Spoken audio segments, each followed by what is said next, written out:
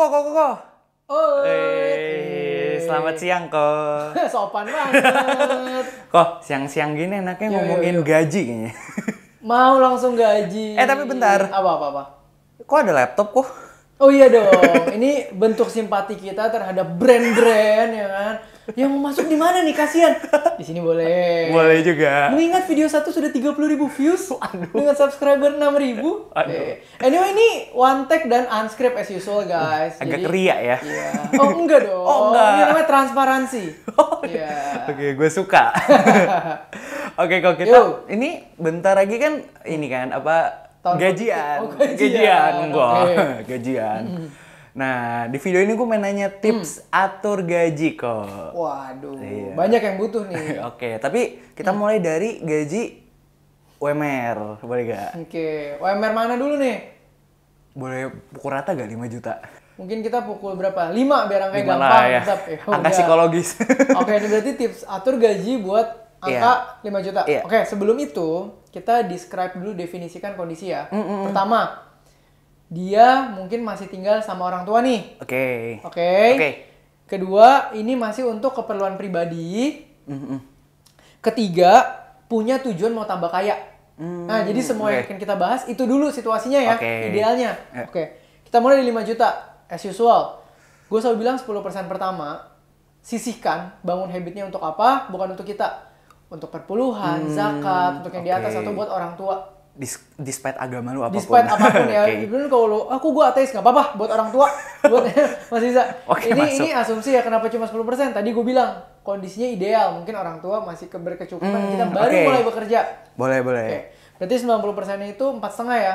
Terus kita itu kan tadi bilang mau tambah kaya, dan ini anggap hidup di Jakarta. Iya. Berarti sekitar kalau hidup di Jakarta tuh mungkin 3,5 juta kali ya. 3 sampai 3,5 itu sekitar ya 60% sampai 70%.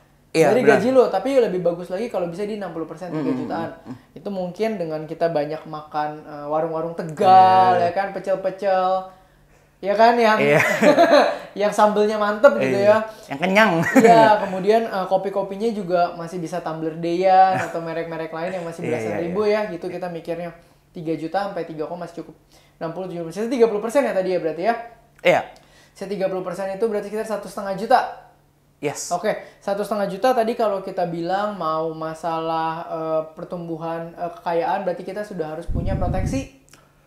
Oh, proteksi. Proteksi Oke. untuk menjaga diri kita gitu ya, yang medical dulu aja. Jadi amit-amit kita sakit, yang bayar perusahaan asuransi. Proteksi ini asuransi ya, Kok ya? Asuransi. Yang medical dulu aja. Medical. Ini gue bukan agent ya. Ini memang barangnya bagus. Agent nih yang suka rese. Tapi barangnya bagus. Oke, itu mungkin maksimal di 10%. Jadi kalau lo ambil yang tradisional, medical itu umur 23 sampai 25 itu masih dapat di 400 ribuan sebulan. Oh, masih dapat ya, Kok? Iya, mungkin kalau ada yang agent insurance boleh komen di bawah Oke. berapa. Tapi setahu gue yang segitu masih dapat. Sorry, Kok, gue motong. Medical itu asuransi yang lo misalkan ke rumah sakit di cover gitu ya? Iya, amit-amit lo kesenggol lagi naik Gojek. Oh, Terus iya. amit-amit lo butuh operasi kecil atau apapun. Itu kan motong tabungan dong pasti. Iya, Nah, kalau nggak ada makanya kita perlu asuransi. memproteksi. Oke. Tapi balik lagi nggak ada link closing di bawah ya. Ini pure edukasi. Ada link subscribe. Ada link subscribe. Sisa 20%. 20% ini yang gue bilang, kalau karena kita mau tambah kaya, 20%-nya harus saving. Savingnya buat apa? Iya. Kalau belum punya dana darurat, savingnya ke dana darurat dulu. Oke. Dana darurat dan juga dulu. fondasi keuangan. Itu mungkin besarannya 6 kali lah ya, 4-6 kali pengeluaran bulanan supaya apa? Amit-amit lo kena PHK, pengurangan gaji apapun, Oke, biaya dana. hidup. Jadi tabungan atau investasi lu nanti nggak ditarik, tapi lu bisa tarik dari dana darurat dulu. Oke. Kalau dana darurat udah ada, kemana? Ya terserah. Simpan cashnya dulu boleh. Mau tiba-tiba bangun habit nabung reksadana mulai dari 300 ribu atau apa juga boleh gitu ya. Bisa mulai juga mau cicil-cicil beli saham, nyobain juga boleh gitu ya. Tapi balik lagi, gue nggak mau sebut merek ya. Belum ada soalnya. Ntar. Mati dulu ya layarnya ya. Iya, belum ke situ kita soalnya gitu loh. Jadi belum. Nanti kalau udah isinya, nah bisa mulai di sini. Ih, cakep sih. Mantap ya. Kira-kira gitulah kalau buat 5 juta. Oke. Hmm. Kalau 10 juta? Kalau 10 juta, beda oke. gak sih, Mungkin tadi 5 juta sama, kalau di bawahnya teman-teman mungkin ada yang 3-4 juta. Itu paling beda di living cost. Kalau tadi 60%, mungkin kalau di bawahnya lagi living cost bisa 70%, 80%. Ya kan? sisanya lebih kecil kan. Iya, ya, kalau di bawah ya. Kalau proteksi nggak cukup, maksudnya masih berat, BPJS juga it's okay, tapi akan lebih bagus ada dua-duanya.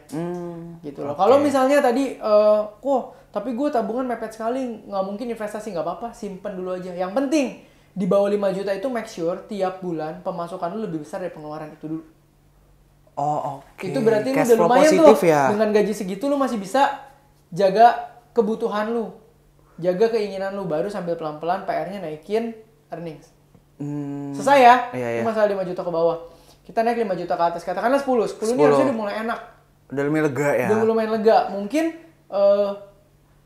kebutuhan hidup lu bisa lu naikin dikit. Kalau tadi sebulan 3 juta, mungkin sebulan bisa 4,5 sampai 5 juta. Oke, si 40-50%. Iya, bisa naik dikit. Apa yang tadinya lo, aduh kok pengen makan ini ya, masa makan aja gue nunggu-nunggu. Sekarang udah bisa. Lebih lega. Tapi naiknya dikit-dikit. Iya. Udah gitu mungkin kalau kondisinya masih yang kayak tadi, ideal ya, savingnya bisa dibanyakin. Saving ini kenapa gue selalu ngomong, karena ini saving nanti ketika makin tebel bisa macam-macam, investasi bisa, apapun bisa. Oke.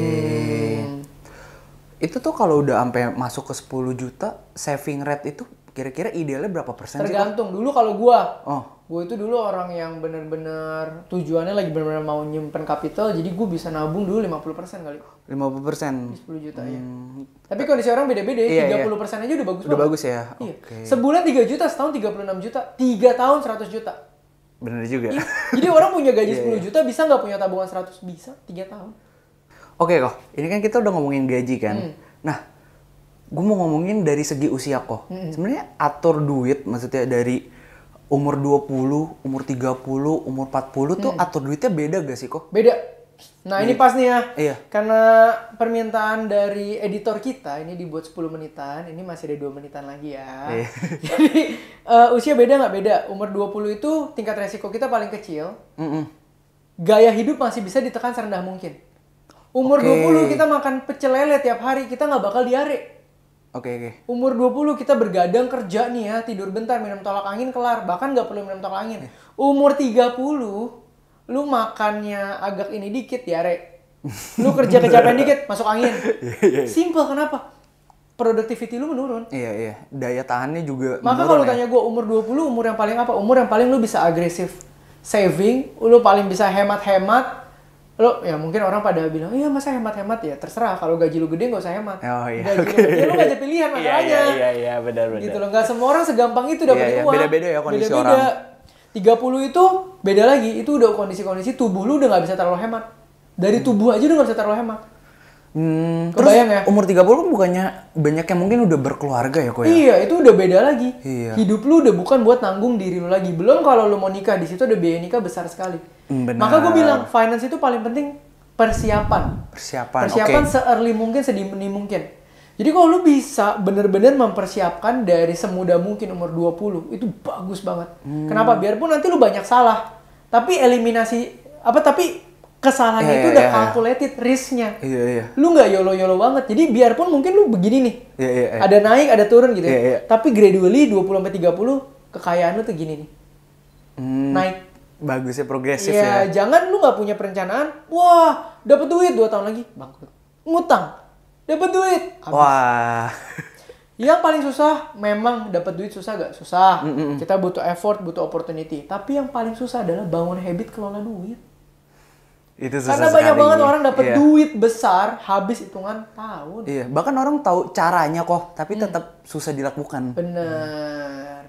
Jadi kira-kira segini cukup lah ya untuk membekali. Tapi terakhir. Apa? Pertanyaan terakhir ya. Ya udah, monggo. Boleh ya, editor? Iya, boleh. Kok karena gue umur 20 nih, gue nanya dong, apa sih yang membuat anak umur 20 tuh maksudnya orang yang bikin susah kaya gitu? Apa yang ngetahan anak umur 20 susah kaya? Karena umur 20 kita lagi belajar self control. Iya. Kita lagi masa-masa explore. Nahan umur 20 sebenarnya nggak terlalu bagus. Kenapa? Gue selalu bilang kalau lu mungkin sampai 25, explore aja. Kenapa? Karena lu perlu tahu bakat lu di mana. Lu perlu kenal diri lu perlu tahu apa yang bikin lu happy, lu perlu tahu lu tipikal orang yang risk profile-nya seperti apa, dan itu pasti keluar duit.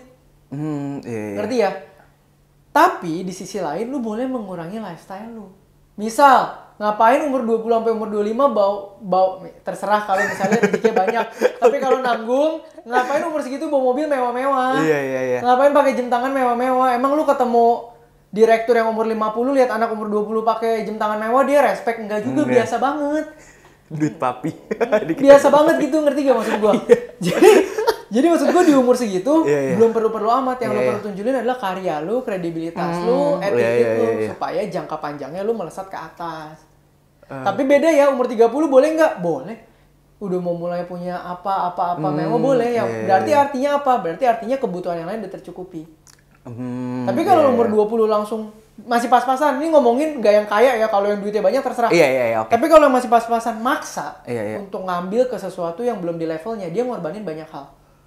Oke. Pengaturan keuangannya dia korbanin, kesempatan dia explore di tempat lain dia korbanin. Lu bayangin lu punya cicilan BM, misalnya gaji lu 35 juta, cicilan 17. Ya, ntar di bip aja lah mereknya ya. Cicilan mobil mewah 17 gitu. Lu udah kemakan 50% gaji lu mau explore kemana? Iya. Belum lagi itu kan cuma cicilan, belum lagi itu pun kalau gajinya 35. Iya. Nah, kenapa gue pakai angka segini? Karena sorry itu saya dulu gue bener-bener punya adik kelas yang tanya gue ketika di salah satu perusahaan proteksi, ini culture-nya, dia nyampe gaji 30 disuruh cicil mobil. Jadi ini conversation gak bermaksud apa-apa, tapi ini literally kasus yang pernah gue denger orang konsul dan gue share. Udah segitu aja sih kira-kira. Cukup? Cukup. Oke. So thank you banget buat teman-teman semua yang sangat suportif ke channel Theo Derek. Jangan lupa subscribe, jangan lupa nonton, dan mari terus berkembang sama-sama.